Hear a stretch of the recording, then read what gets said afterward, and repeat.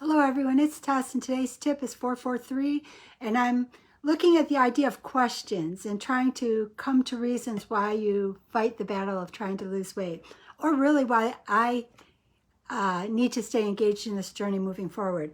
Again, I've been reading several books and listening to audibles, and I started doing some searches online for, well, hello whoever's on board with me, good to see you. I started looking for articles on the idea of questions. Well, hi, John Clark, good to see you. And the interesting thing about the questions is that it talks a lot about business. There's a lot of articles and books that I'm reading about business, but the one thing that we all know is the disciplines. Well, hi, Maria, good to see you. All of these disciplines that we learn to move our businesses forward, to move finances forward, a lot of the methods are the same and you can apply them to all areas of your life. And I think it's even true with the weight loss journey. And maybe if we looked at our weight loss journey as more like a business, we'd get further. And I thought it was interesting because I started with audiobooks, but then it led me into this idea of questioning and how is questioning useful in the business world and also in our personal lives and weight loss. And what I found interesting is that it talks about the idea that we're clenching. We hold on to information for dear life. We don't want to change and we clench. And they talk about it like in the business world. We clench our arms, our face, our tummy, every part of our body. We clench and we fight making changes. Well, that is true in the weight loss journey because we've all heard it. We've all said it. We've all done it. I can't drink a green smoothie. I don't like water. I don't like this. So in the business world, that's that not wanting to change. You're clenched. You're fighting it. You don't want to do it.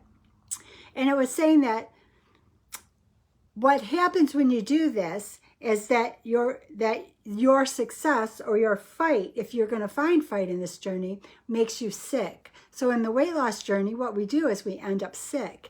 And then you become sick of trying because you can't get there. Well, what was really interesting is it kind of even pointed out that when we get on this journey, we overthink, we overplan, we overanalyze. But maybe we don't question enough trying to get to the whys we're doing the things we're doing.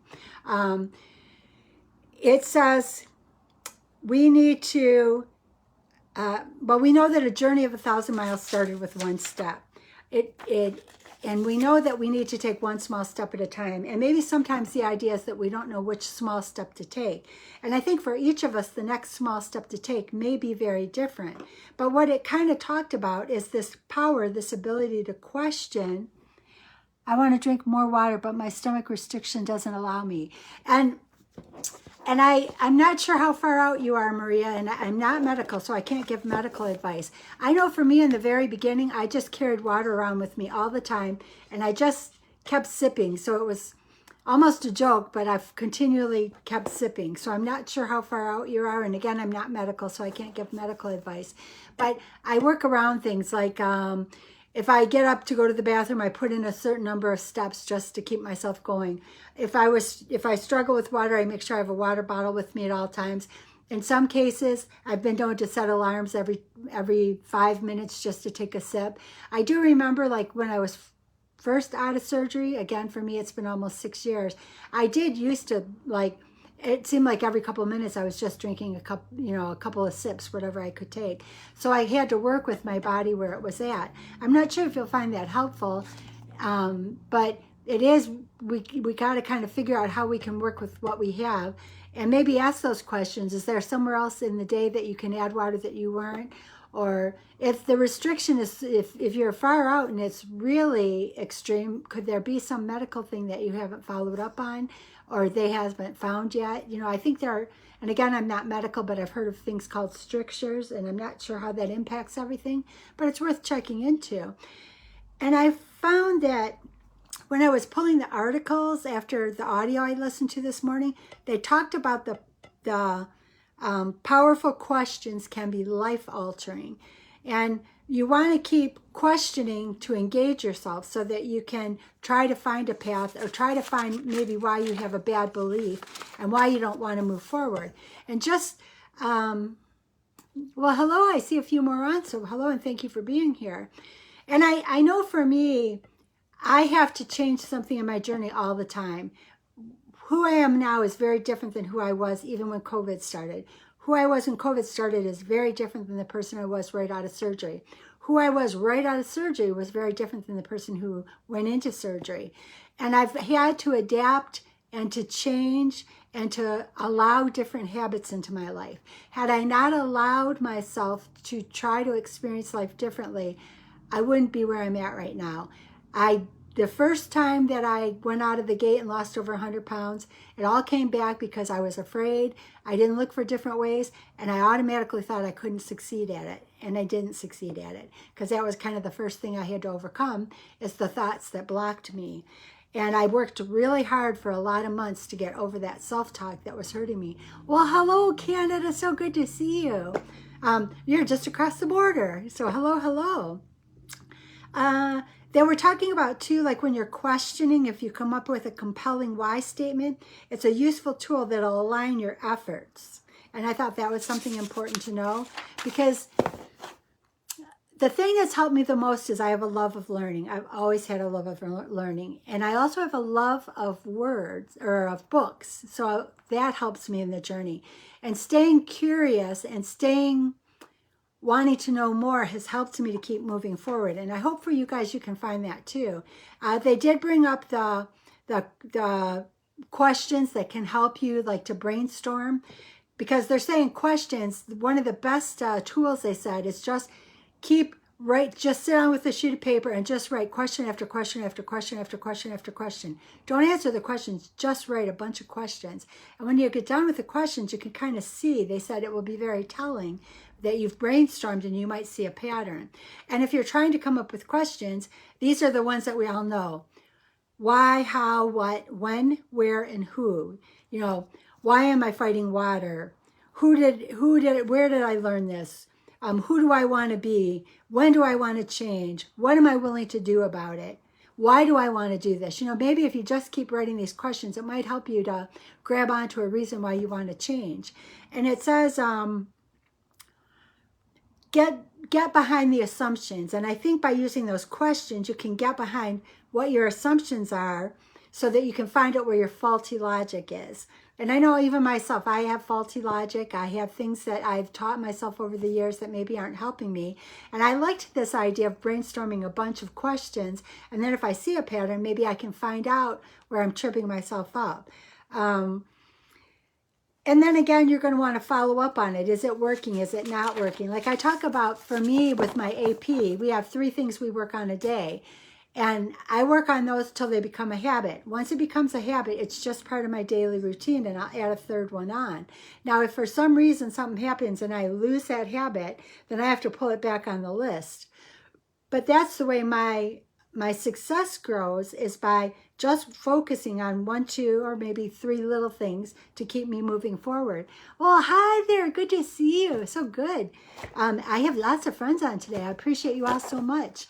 And I know for me, like I only focus on 3 things a day, because it gets out of hand. I start to feel uncomfortable, and I feel out of control. And that seems to be working with me in my AP. And then I just keep in the mind that the habits I've already established, I want to hold them. So I know, and I call them my routine now. My morning routine is nothing more than habits that I worked on a year or a year and a half ago. And if for some reason those start to not become, it's kind of that rule. If you don't do something that's a habit one day, you got to get back on it the next day, or you jeopardize losing that habit. And I try not to lose a habit, because I don't want to go back to trying to relearn it again. But it is easier to relearn it if you fall off, because we all fall off. We're human.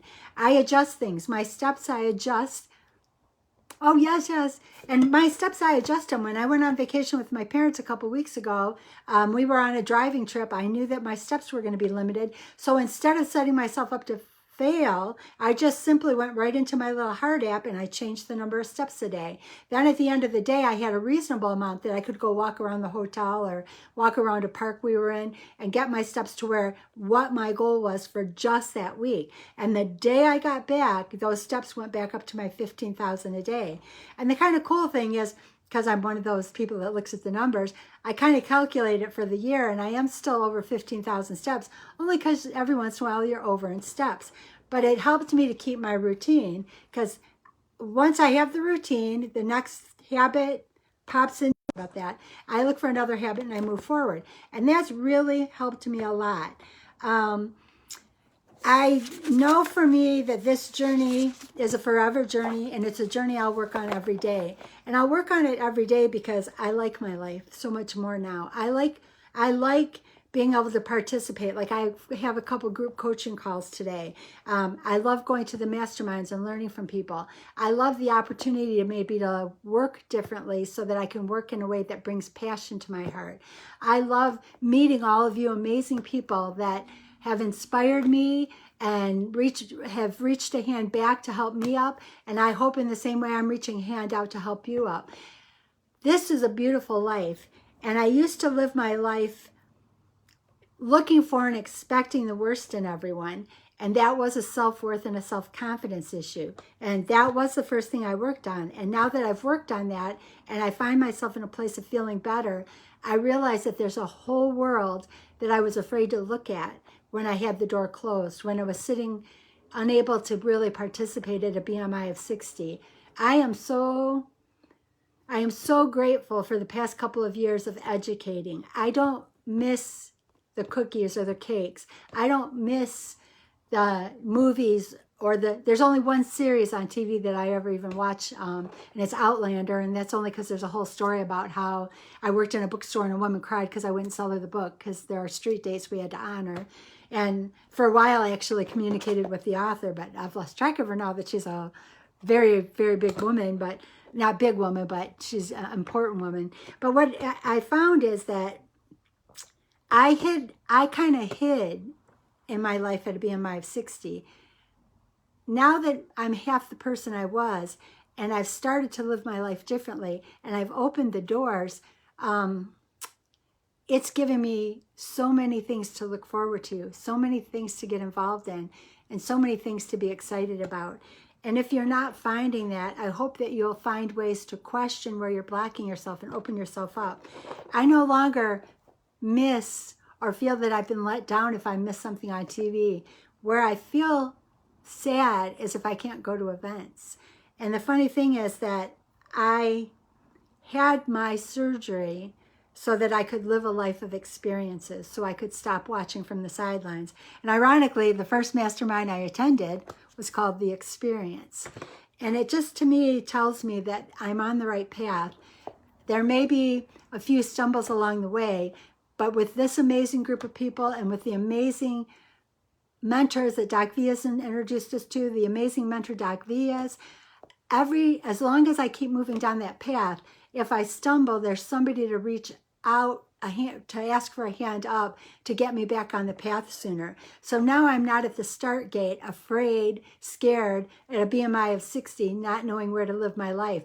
I've jumped out there, I'm down the road, and I'm being true to why I had the surgery, and that feels good. It feels good to be actively involved in this life and open to all the possibilities. My life is very different than what I envisioned it when I had surgery, but I love what is happening for me, and I want to see that happen for you guys too.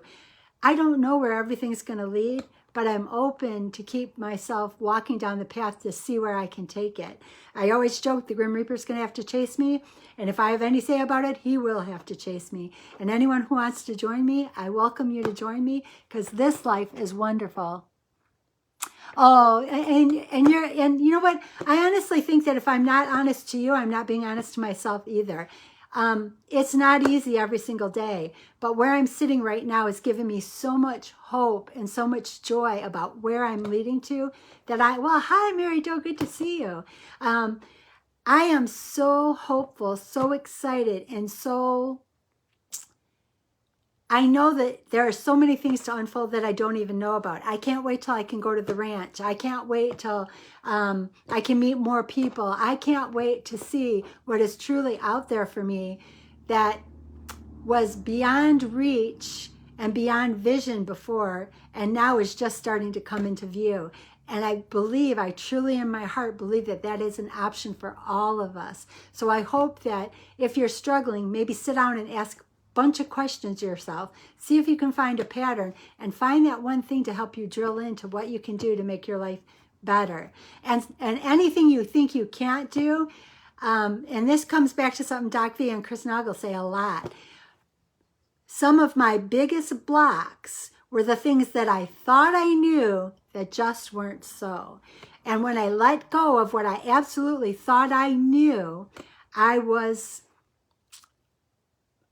so happy with what I found. Oh, thank you. You know what? I am at peace. I am at peace because I feel good about myself. I am at peace because I can stand in an office with my managers and know that I have the strength to fight for what I feel is right. And if they don't agree with me, then that's okay. They're entitled to their opinion, and I'm entitled to decide where I work. And I don't mean that to be a threat, but I have to be in places where I feel good, and I want that for you guys. I want you to take back control of your life and let your inner guidance, let your inner peace direct you to all the beautiful gifts that are waiting for you in this world.